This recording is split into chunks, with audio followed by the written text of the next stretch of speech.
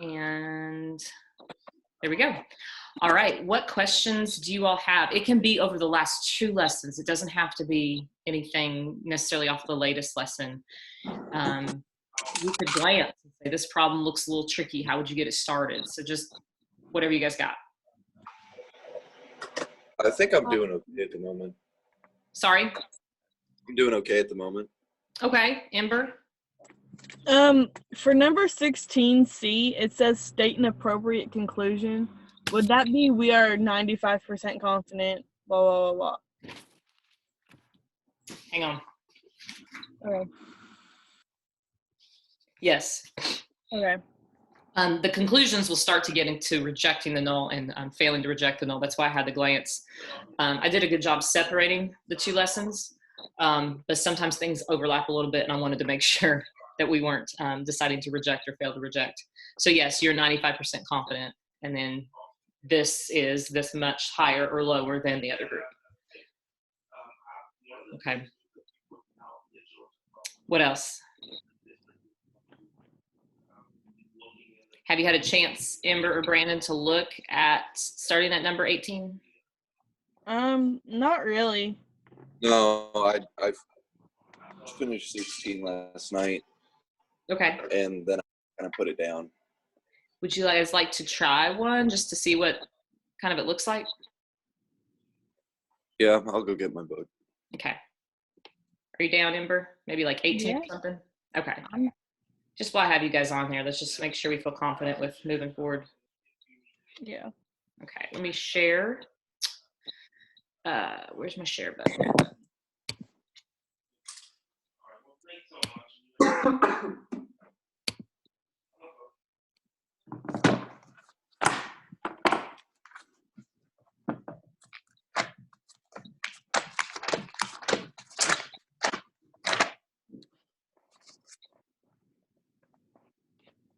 Tell me when you guys are ready. Is that the Race and Smoking 2010? Yes. Okay. All right. Ember? I'm good. All right. Data collected in 2010 by the Behavioral Risk Factor Surveillance System revealed that in the state of New Jersey, 15.7% of whites and 15.9% of blacks were cigarette smokers. Suppose these proportions were based on samples of 2449 whites and 464 blacks. Create a 90% confidence interval for the difference in the percentage of smokers between black and white adults in New Jersey. Okay, first up, we're creating a 90% confidence interval, so we have to remember the critical value. Was it 1? You go ahead. 1.456. 645. Yeah. Okay. And let's find the difference between the two. You've got 15.9 minus, this will be our mean, minus 15.7. Yeah. What's that give us? 0.2. Okay. So we're going to take that number, plus or minus, and we're going to do the square root thing. Now we are going to create our confidence interval, we will do, is it 0.157 times, what's the other one? What's 1 minus that? 843. Oh no. Okay. All over. How many? How many whites did it say? 2,449. Okay. Plus, and 0.159, which would be 0.841, right? Yeah. All over 464. Okay. This is where I'm going to abort doing any long mathematics in my calculator. Those are my mechanics. I'm going to jump down to my confidence interval now by using my option B on my calculator. Is that cool? So you've got your mechanics down, yes? Yes. Okay, I'm going to stop this share, and then I'm going to share this. Okay, now we're to the calculator? Yep. Okay, so stat, test, and you're going to go all the way down to B. And we had what was the larger proportion, the 0.159 Yeah. out of, 464. and we should round that to 74. 74. And then 0.157. 2449. Okay. And what do you guys think there? Barely 384, right? Yeah. About to say, if you really wanted to get technical, you could round, but if you round into the nearest one, so 384. And then out of, you just literally said it, Brandon, it's already escaped my brain. And 90% confident? Yes. Okay, so I know it sometimes seems pointless to write down the mechanics, but remember, we're preparing for two things here. And there you have it. So it looks like we're both lower and higher. Like our confidence interval, if it's 90%, like the window, because you've got that middle value, that mean is so low, right? Our mean was 0.2. Yeah. And then because of your standard error extending out on either side, you're dipping into the negatives. And so when you do that, when we start talking about the hypothesis testing in just 1 second, that's going to matter with what our hypothesis was. So let me stop sharing this. And I'm going to get good at this.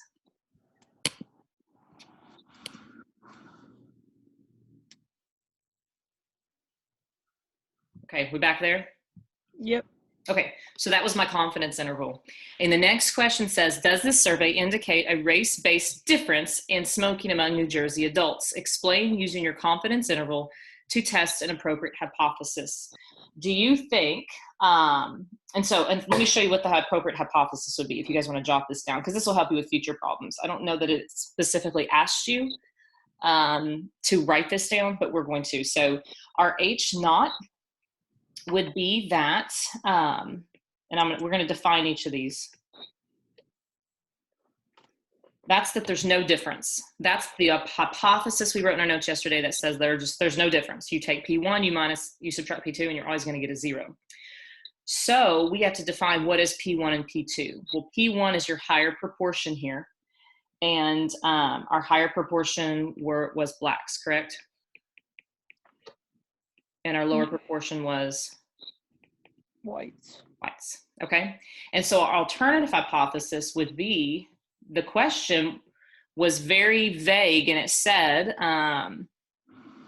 is there a race-based difference? It's just a difference. So are we going to use greater than, less than, or not equal? Not equal. No. Yeah. And so the question is, if we are completely above 0, completely below 0, we get to reject the null, depending upon the situation. But here, guess where 0 is? Right in the middle. It's right in the middle. So we would what? Fail to reject. Yeah. We can't really say there's a difference. Based upon our confidence interval, it was just this sample. I mean, think about it. Go back to your numbers. Now, I know the numbers, you always got to run your test. Always, always, always. So what I'm about to say is probably wrong from a statistician's point of view, but 15.7 and 15.9, they were really close. It doesn't mean that, but we were really close to rejecting. Look, well, no, we're kind of smack in the middle there, aren't we? Negative 0.03 and 0.03. So we failed to reject. We didn't find a significant difference. It wasn't that much higher. So failed to reject. We would say that we didn't find enough information to say that there really is a difference between the number of white people and black people smoking. What alpha level? This is a big one. It's two-sided, so it's 10. Yeah.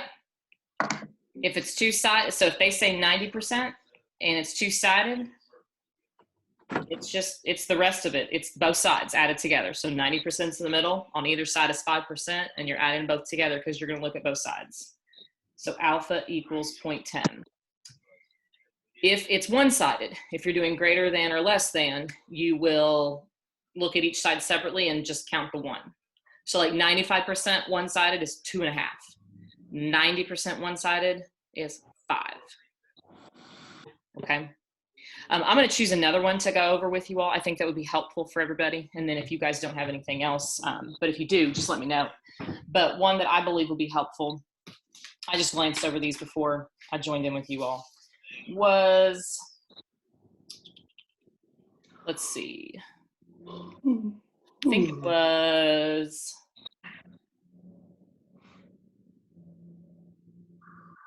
(2022). See how they have 22 written down. Yeah. Okay, let's glance at 22, okay?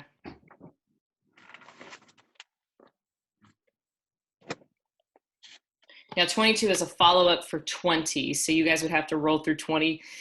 They ask you about assumptions and conditions. Remember, there's 4 now. Independent groups, independent within the groups, which includes the less than 10%. Is it random? And success failure. So that would be part A of 20. Can you guys hear my husband in the background? Yeah. He's having to call parents right now. Find a 95% confidence interval for the difference in outcomes. So you would do that on part B of 20. And then finally, you would interpret your confidence interval. So you're either going to have 0 in your interval or you're not. So then move to 22. 22 says, in exercise 20, you use the confidence interval to examine the effectiveness of Prozac in treating anorexia. Suppose that instead you had conducted a hypothesis test. Answer these questions without actually doing the test. What hypothesis would you test? Okay, so we want to know whether or not this particular medicine treats anorexia. So we are going to compare it. Does it actually say we're comparing it to a placebo? Yes, it does, doesn't it? If you go back up to 20, glance at 20 real quickly. Look at the last sentence that gives the numbers. Ah. So you see it? Yeah. Okay, so you have a placebo and then you have the actual medicine. And so let's define, so the question we want to know, if you guys will watch this is what used to help me when I taught this last year, was, is Prozac better than the placebo? So it helped me to write down the question, like, what am I asking is better than the other? Or it could be, is one different than the other? And then I would put not equal to. So I want to know, is Prozac better than the placebo? If it's not, if they are the same, then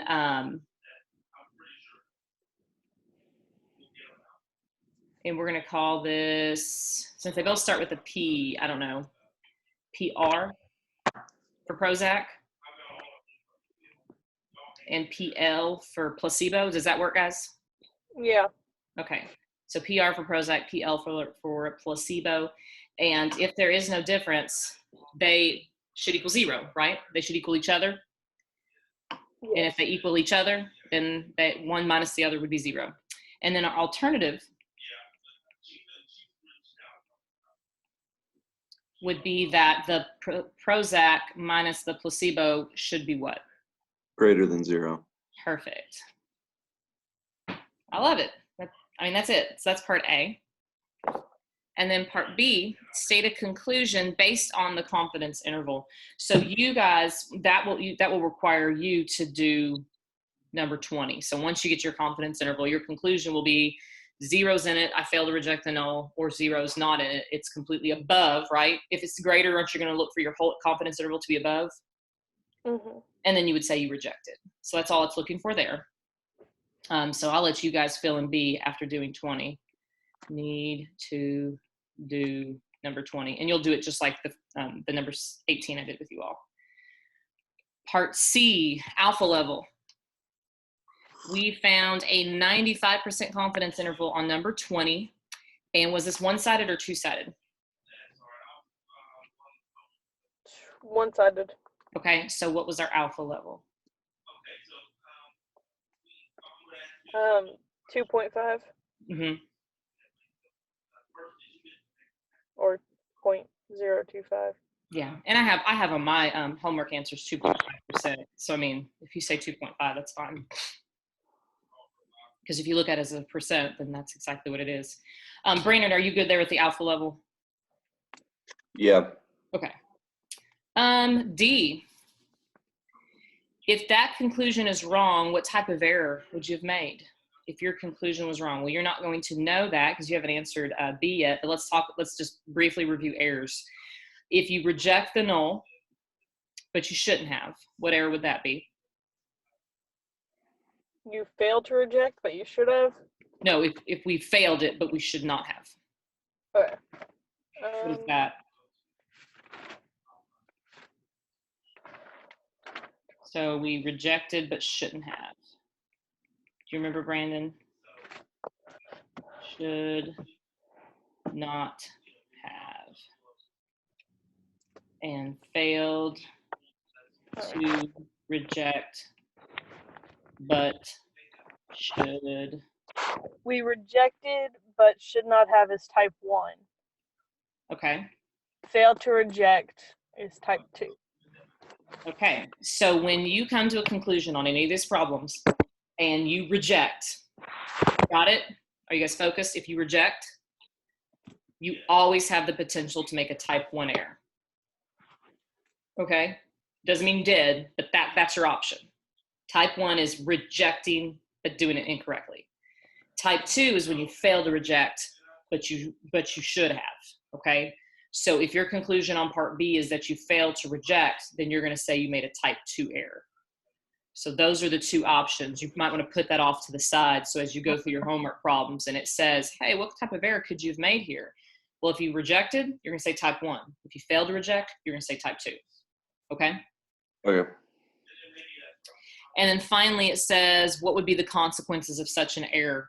In this situation, rejecting Prozac, saying that there is no difference. People are missing out on what?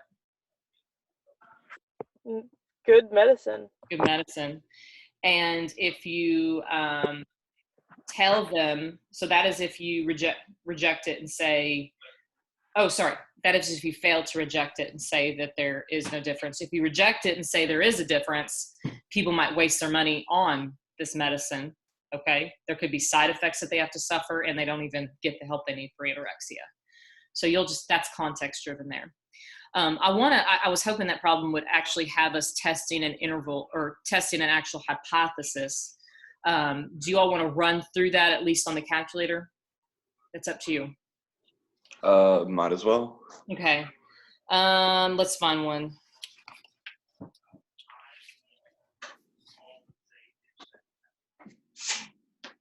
Can we skip all the way to 30? Ember, will that drive you crazy? A little bit, but it's fine. Put it down on a scratch piece of paper and then recopy. All right, 30.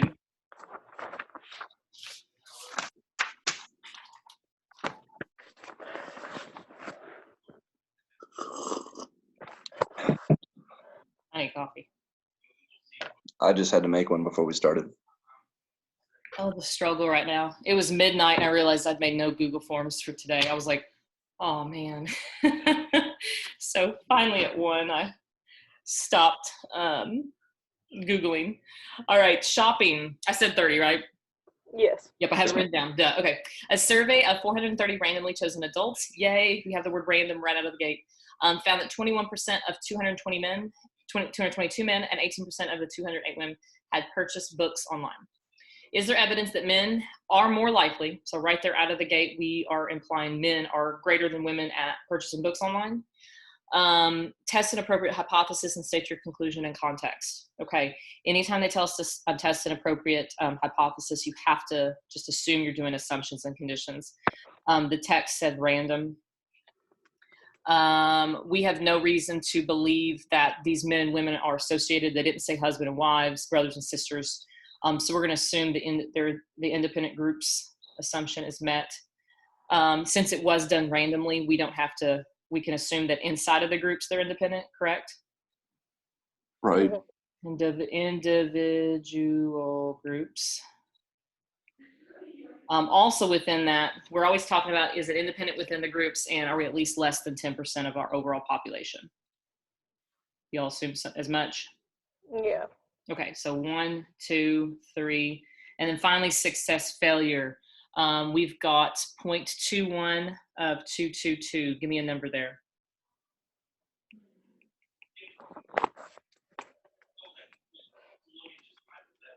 $46.62. And just for grins and giggles, give me 0.79 times 222. 175.38. Okay. And next, 0.18 times 208 and 0.82 times 208. Give me those two.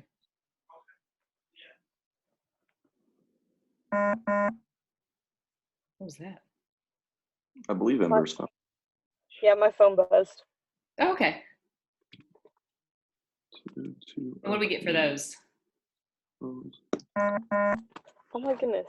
Stop messaging me. That's me during class the other day. 0.18 is 37.44. And 0.82 is 170.56. Okay. And sometimes I get lazy on these and I'm like, okay, guys, these are clearly both bigger than 10. But every once in a while I force myself to write it out because it's not the worst habit in the world to know what that looks like writing it out. Our assumptions, I'm going to be real thorough on this one if it's okay with you, and conditions are met. We will proceed with what? How many proportion? 2 proportion Z interval test. Just Z-test. Okay. Proceed with 2 proportion. Now, can you find an interval too? Sure. You can test using an interval. So if you said that, I think you'd be fine. But we're actually going to use that Z-test. And they want us to test it, so I can't write B yet. So we have mechanics, and we have what's actually going to go in the calculator. So let's write our mechanics down. As if you write the mechanics down for a few of these, and then you want to just start using your calculator on the rest, that's totally fine by me. I don't expect you to write the mechanics out every single time. Does that sound good? Yep. Yeah. Okay, but we're just going to write the mechanics. Just practice it like 2 times in your homework, and then the rest of the time go straight to your calculator. So our mechanics tell us that, and we need to write down our H naught, and we are going to do P1 minus P2 equals 0. The great thing about this chapter is every null hypothesis is identical. We're going to say that P1 is men or women. Who did we say was greater? Men. Men. Now, you don't have to define this out to the side every single time, but me and my visual self, it just helps me remember who I'm saying is what. And then my alternative hypothesis would be that men minus women is what? Greater than 0. Greater than 0. Awesome. Okay, so we are going to take our mean, and our mean would be 21% minus 18%. What does that give us? 0.03. Okay. And we are going to take our mean of our sample minus 0. We're finding our z-score right now. 0 means our null. Our null is that there's no difference. So when you find your test statistic, you're always going to do your 2 percentages minus each other and get one number, like we just did. And I'll highlight that for you. Okay. And then we're going to subtract, no change. And now we have to divide it by the standard error. Our standard error is the square root. Okay, so we're just writing all the mechanics down, and then we'll finish it up with our calculator. But it is the square root. And what new thing did we learn yesterday? What do we have to do with these numbers? Add them. You're gonna pull them together. Pull them together. Oh. So quickly add for me. I'm gonna go in the top right corner here. 222 plus 208. What does that give us? 430. Okay. And now we need to find total smokers. And we already found the number of smokers right here. You guys watching my screen? And right there, right? Okay, so let's round. So we'll do 47 Plus what? 37? 37? How many total smokers are there then? 47 plus 3. 84. 84? Give me 84 divided by 430. Hi, Brady. 84 divided by 430. 0.195. 0.195. Okay, let's go down here. It's a really quick process. Now you're going to do 0.195 times, what's the opposite or the complement of 0.195? 0.805? Oh, Okay, 805.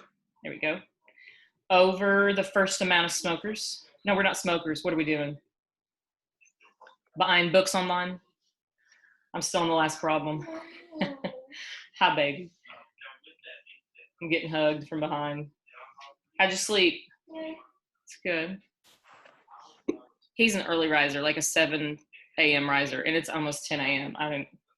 Our schedule's gonna be so off. Okay, are you guys okay with that? I'm writing it down. It's hard to get used to. At least you know you can fall back on the calculator test. But I do want you to know where these mechanics are coming from. So you basically, just remember, you add your sample spaces together.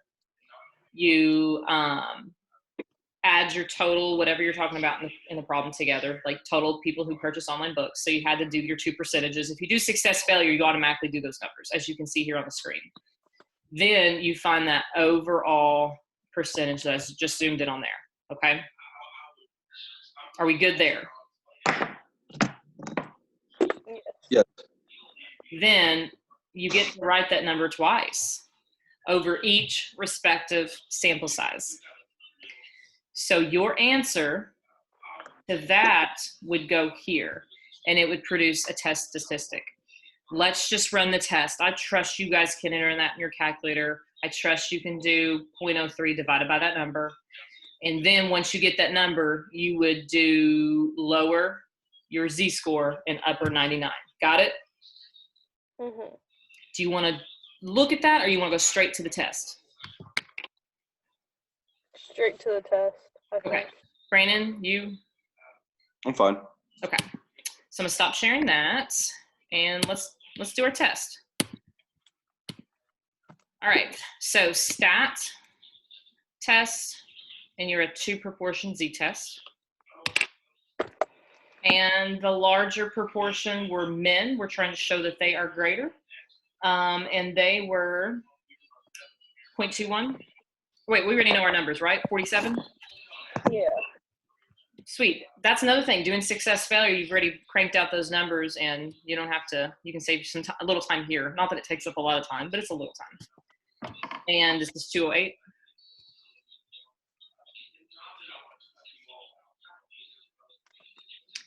And I'm not sure, did we enter those correctly? 47, 222. I believe so. Yeah. Okay. It just says, notice we have, that's saying that P1 is greater than P2. And did we define men to be P1? Yes, we did. Okay. I always just want to double check. I ran into so many issues last year, and I would set it up every time. It wouldn't be how I expected it to come out. And it was a big learning curve for your teacher. All right. Our Z-score here is 0.88. I had last year 0.78. That's probably just some rounding issues. It has our p-value at 0.188. Yes? Yes. Okay. What would you conclude with pretty much a high p-value? We would not reject the null. We would fail to reject. Yeah, we're going to fail to reject. Brandon, good there. Fail to reject. Yep, got it. Yeah, because I mean, 0.18. You're usually looking for an alpha level at least below 0.1, and your typical level is 0.05. Okay, so part B, what kind of error would we have made? If we were wrong, what kind of error could we have just made? Type 2. Perfect. Yeah, and that's all it asks there. That's awesome. Because it didn't even ask you why, does it? Okay. Estimate this difference with a confidence interval. I'm going to do that very quickly. You just go over to tests, go down to B, and it has all the numbers in there for you. What size confidence interval do you want to make? 95%. Yeah, let's go 0.95 and calculate. And what do you notice? What's inside the interval? 0. Perfect. So we still feel good about failing to reject. That was my dean, sorry. And then finally, interpret your interval in this context. Interpret your interval in this context.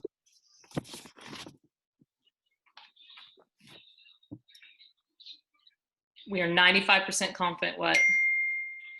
That there is no discernible difference.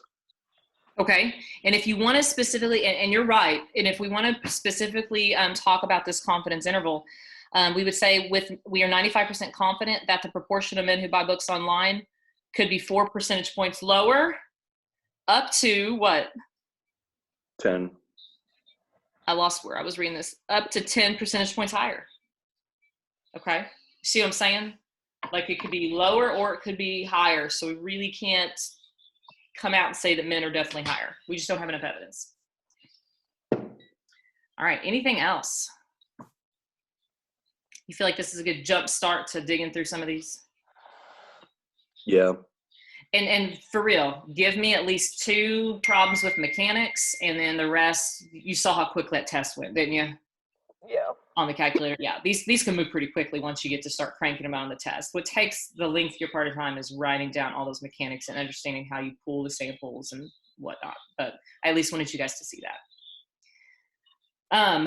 What I'm going to do today, your assignment, this was still your assignment from yesterday. Your assignment for today is to work through your review. Most of you guys have a hard copy of it. If you don't, there's a link to it.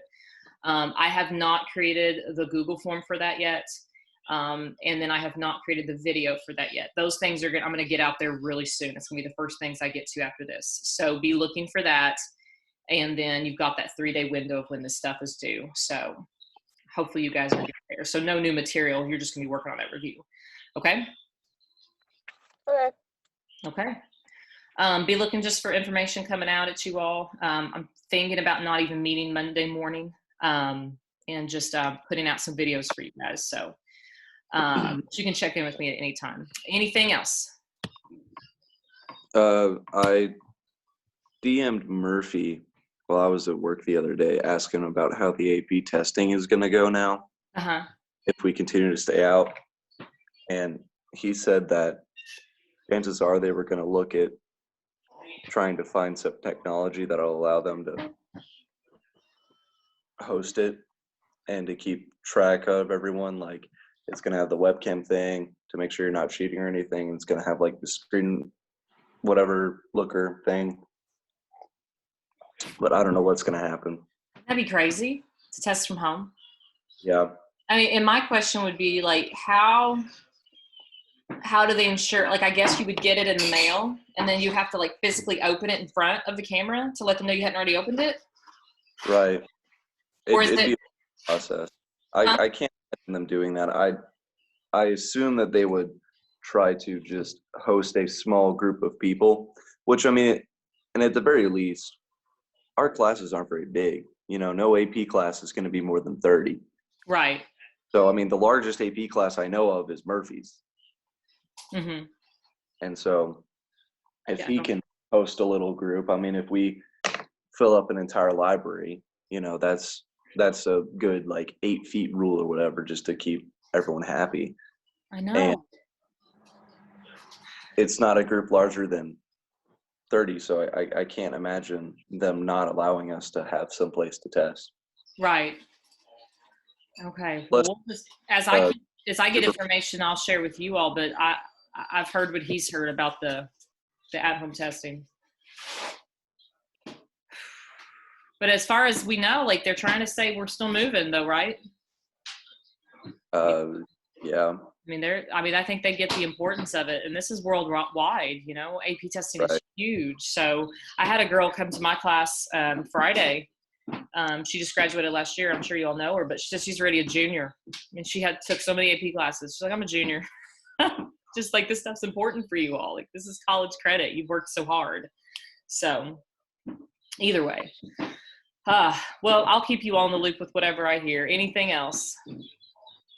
I think that's it for me, at least. Okay. Thank you guys for joining in, and I will share this recording. And if you felt like you missed anything or I went too quick, you could always go back to the video and fast forward to that question and rewatch it. So thank you guys as always. Thank you. Bye. All right. Bye.